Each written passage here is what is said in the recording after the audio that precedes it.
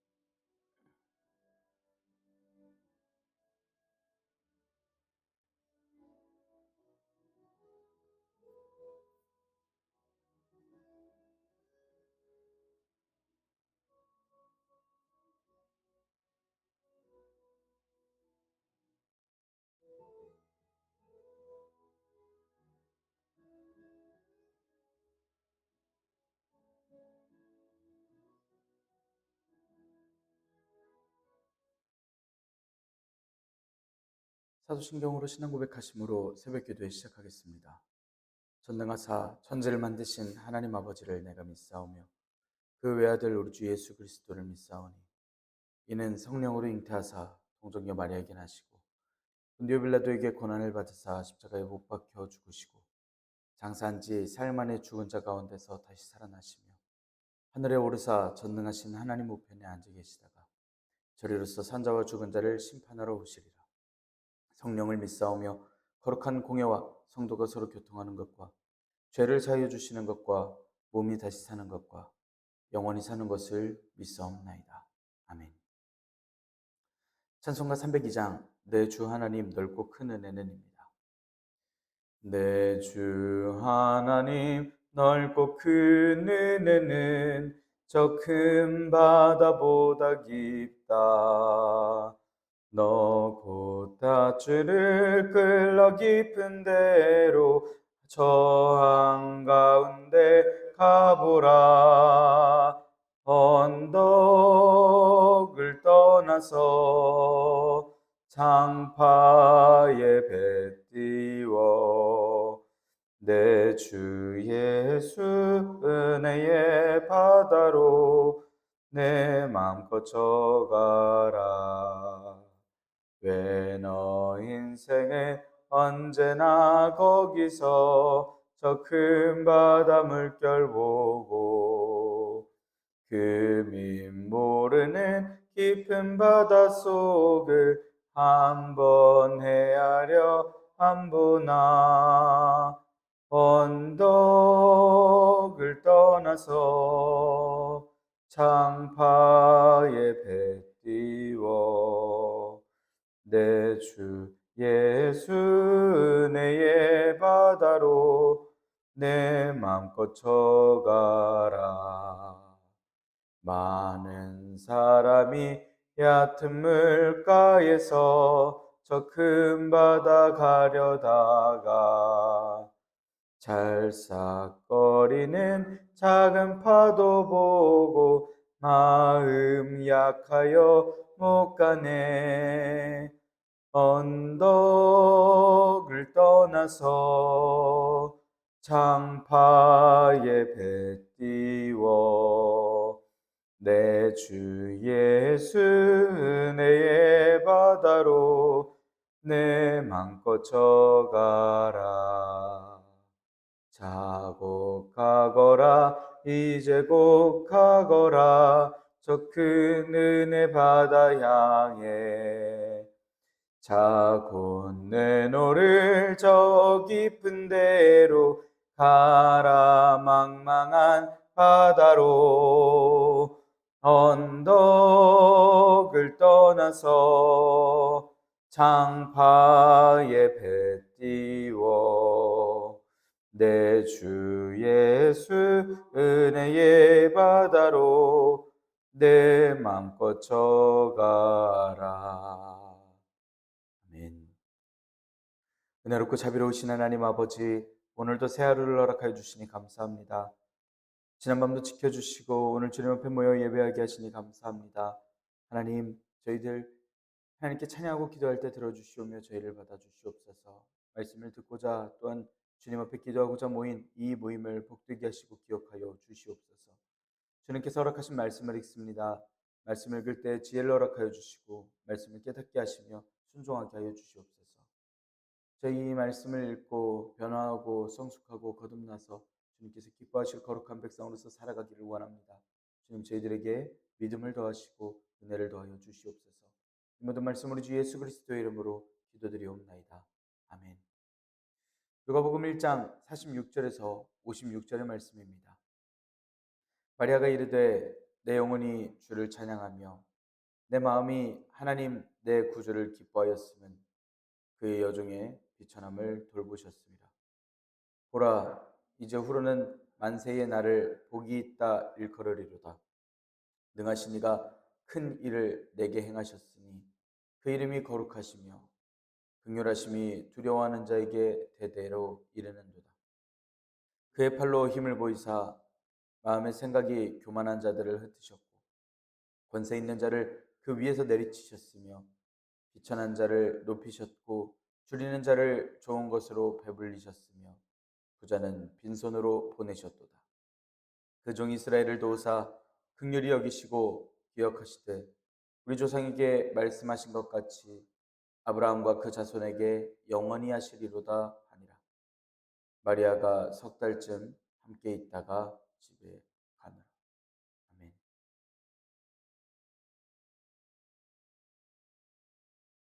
오늘도 하나님께서 예배 자리에 함께 하신 여러분들에게 크신 은혜와 평강을 내려주시기를 원합니다.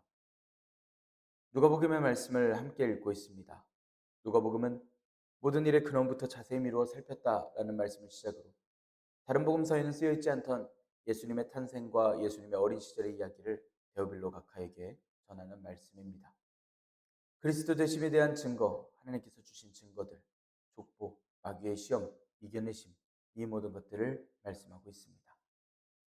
앞선 말씀에는 데오빌로 각하로 보이는 이방인에게 쓰는 편지라는 것과 하나님 앞에 의인이던 사가랴 앞에 나타난 천사가 아들을 낳을 것을 이야기해 주는 것, 그리고 그 아들 요한이 주님을 예비하는 사람이 될 것, 엘리야와 같은 사람이 될 것을 말씀했습니다. 천사의 말을 믿지 못하는 사가랴에게 말을 하지 못하게 됨과 엘리사벳이 하나님을 찬양하는 말씀도 있었습니다.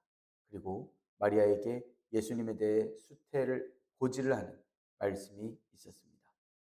오늘의 말씀은 마리아의 창가라는 이름으로도 잘 알려져 있는 말씀입니다. 그리고 이 말씀은 사무엘상 2장에서 한나의 기도를 떠올리게 만드는 말씀이기도 합니다. 주님께서 이루실 일들을 기대하고 감사하는 종들의 동일한 언어의 표현들은 시대를 막론하고 피조물이 창조주께 반응하는 것이 같은 모습이 된다라는 것을 실감나게 하기도 합니다. 46절의 말씀은 마리아는 영혼의 찬양으로서 말씀을 시작합니다. 마음 다하여 감사하며 찬양하고 있는 표현입니다. 마음으로 하나님 구주를 기뻐하였음을 말하고 있는데 굳이 구분되는 마음이라고 하는 다른 원어랑 비교해 봤을 때 47절의 말씀은 그 원어는 감정적인 부분보다 조금 더 높은 차원의 이야기를 하고 있습니다. 그리고 이 표현을 반복적으로 사용해서 강조하면서 이야기하고 있습니다. 내 마음이, 바로 내 마음이 주님을 찬양한다 라는 강조하는 말투를 쓰고 있습니다. 그런데 찬양하고 있는 마리아의 시점이 조금 의문입니다.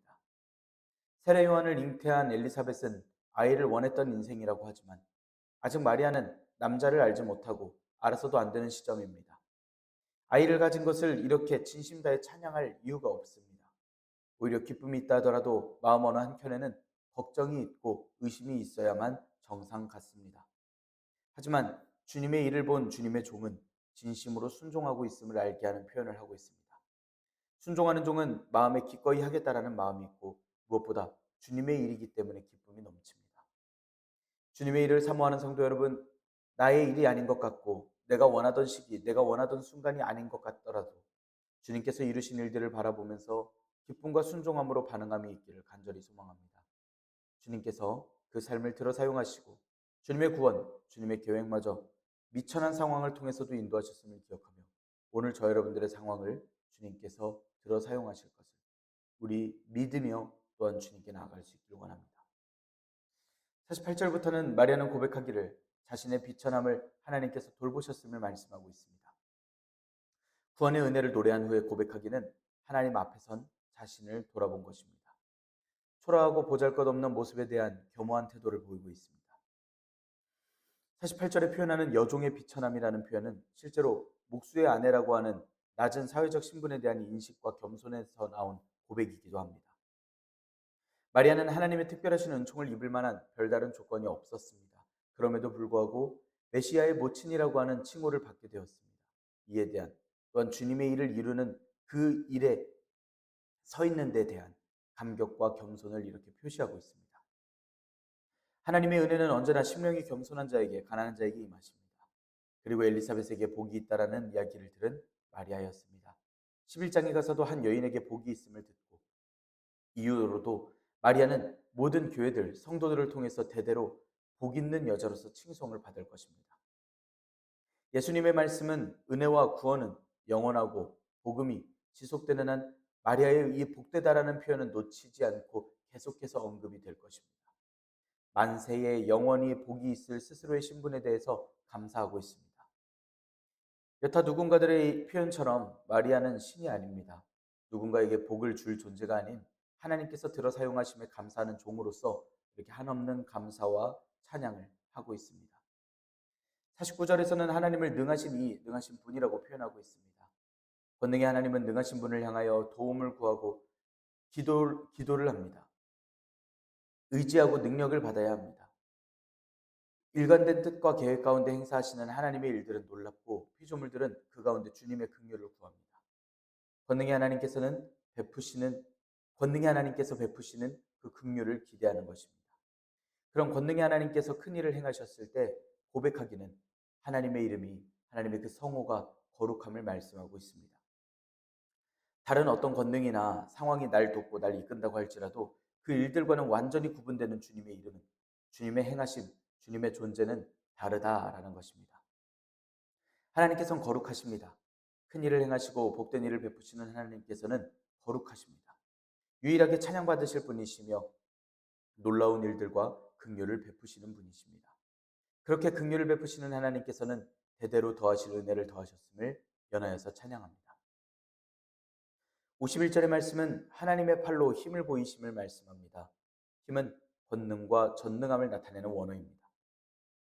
하나님의 무한한 능력을 나타낼 때 자주 쓰는 힘이라고 하는 원어를 쓰고 있습니다. 팔로 힘을 보이셨으면 구약에서도 나온 표현들입니다. 마리아는 과거에 하나님을 반대하려 들었던 권세가들을 하나님께서 물리치시고 겸손한 자들에게 복을 허락하셨던 그 사실을 말씀하고 있습니다. 하나님의 공평하신 심판을 찬양하고 있습니다. 하나님께서는 사람들의 삶의 상황과 무관하게 하늘에만 계시는 그런 분이 아니시라 인간의 삶에 깊숙이 함께 하시며 또한 모든 불의하고 왜곡된 상황이 하나님께서 함께 하심으로 바로 잡히게 되리라는 그 사상을 이 노래에 강렬하게 녹여내고 있습니다. 권세 있는 자를 내리치셨음을 이야기를 하는데 이건 마리아 전에 있었던 사람들을 많이 떠올립니다. 역사 속에는 바로가 있었고 고라와 그의 동료가 있었고 하만이 있었고 느부갓네살이 있었고 벨사살이 있었고 아마샤와 우시야 등 하나님을 떠났던 잘못된 권력과 부의 경우들을 너무나도 많이 볼 수 있었습니다. 하나님께서는 그들을 내리치셨고 반면 비천한 자를 높이신 하나님의 놀라우신 은혜를 이렇게 지금 고백하고 있습니다. 하나님께서는 줄이는 자를 배불리시고 부자를 빈손으로 보내십니다. 자꾸 찬양의 내용이 높은 자는 낮추시고 낮은 자를 높이시는 하나님의 은혜를 고백하고 있습니다. 누가복음을 쓸 때에 누가는 사회적으로 소외된 자들과 멸시받는 자들에 대해서 특별한 관심을 보이고 있음도 이렇게 엿볼 수 있습니다. 당시의 특권층과 기득권자들의 애로의 부의 집중으로 인해서 빈민층으로 전락할 수밖에 없었던 여러 백성들이 있었는데 그들에 대한 깊은 관심 또한 이렇게 보이는 것입니다. 줄이는 자를 배불리신다라는 건 원어로는 가득 채워서 더 이상 담을 수 없을 만큼 채우심, 배불리심을 말씀합니다. 부자를 빈손으로 보내신다는 건 그와 정반대의 상황을 주신 하나님을 찬양하는 말씀입니다. 기존의 권세를 가지고 주님을 모르고 있던, 주님의 긍휼과 구원을 모르고 있던 이들을 낮추시고 주님의 구원을 간절히 바라던 자를 높이시고 찾으러 오신 주님을 찬양하고 있습니다. 54절부터에서는 하나님께서는 종 이스라엘을 도우시고 긍휼히 여기시는 신실하신 하나님을 말씀하고 있습니다. 하나님을 섬기도록 택하심을 받은 언약의 공동체 이스라엘을 말씀하고 있습니다. 모든 이스라엘 백성들은 하나님과의 관계 안에서만 그 존재의 의의를 지닐 수 있습니다. 그리고 이방인들은 이런 언약 공동체에 속합니다. 비로소 그때서야 하나님과의 신령한 관계에 들어갈 수 있었던 것입니다. 구약시대는 긍휼과 도움이 원칙적으로는 이스라엘에게만 한정되어 있었습니다. 하지만 말라기 이후 400년 동안 이스라엘의 하나님께서는 아무 말씀도 주지 않으셨고 그 암흑기를 뚫고서 구원의 새로운 빛을 허락하셨습니다. 조상에게 약속하셨던 바를 이루실 메시아가 마침내 오셨던 것입니다. 그리고 이 약속의 대상은 이제 민족과 혈통의 구별을 초월한 민족 이스라엘만의 이스라엘이 아닌 하나님께 순종하고 주님의 나라에 거할 이들 그 이스라엘로서 하나님께서 구원을 베푸실 계획을 들을 수 있었습니다. 지금 이 말씀은 누가복음을 읽는 이방인들로 하여금 자신들도 해당 사항임을 충분히 알고 눈치채게 합니다. 그리고 55절에는 조상에게 주셨던 아브라함과 그 자손에게 대대로 주셨던 그 약속을 기억하는 찬양을 합니다. 하나님께서는 참 신실하십니다. 그때 과거 그 시절부터 계속해서 베푸시는 애가 지금까지 계속된다는 것을 이렇게 고백하고 있습니다. 하나님의 신실하심을 믿고 마리아와 같은 노래를 하는 저 여러분들이 되기를 원합니다. 이스라엘의 조상 아브라함, 이삭, 야곱의 하나님께서는 더하신 약속대로 그들을 훈련시키시고 이스라엘을 인도하셨으며 비록 돌아선 이스라엘이었지만 그들에게 말씀을 더하시고 그리고 다시 한번 빛을 더하셔서 주님의 언약 백성을 지키시는 신실하심을 계속해서 보이셨음을 기억하기를 원합니다. 우리는 장래에도 하나님의 긍휼과 은혜가 함께할 것을 믿는 확신으로서 나아갈 수 있습니다. 마리아에게 나타났던 놀라운 일들은 마리아에게 더 이상 두려움이 아닌 하나님께서 일하실 신실하심이고 전능하심이었던 것입니다. 삶 가운데 주님께서 보이실 일들이 우리에게 기대가 되기를 원합니다. 그리고 확신이 되기를 원합니다. 오늘 저 여러분들의 삶에 임하시고 역사하실 주님의 일들은 오늘 우리와 함께 하시고 우리를 충만하게 하십니다. 오늘 주님과 함께 동행하는 저 여러분들 되기를 간절히 소망합니다. 기도하겠습니다. 은혜롭고 자비로우신 하나님 아버지, 저희들에게 은혜와 평강과 주님의 신실하심 그리고 주님께서 허락하신 소망을 허락하시니 감사합니다. 하나님, 저희들의 영혼이 주님을 찬양합니다. 마음을 다하여 구주 하나님을 기뻐합니다. 저희들의 비천함을 돌보시고 원수도 자녀들도 저희의 삶을 통하여 주님의 높으심을 찬양하고 바라보고 주님 앞에 순종하였던 인생임을 다들 임모와 이야기하는 그러한 놀라운 은혜를 허락하여 주시옵소서.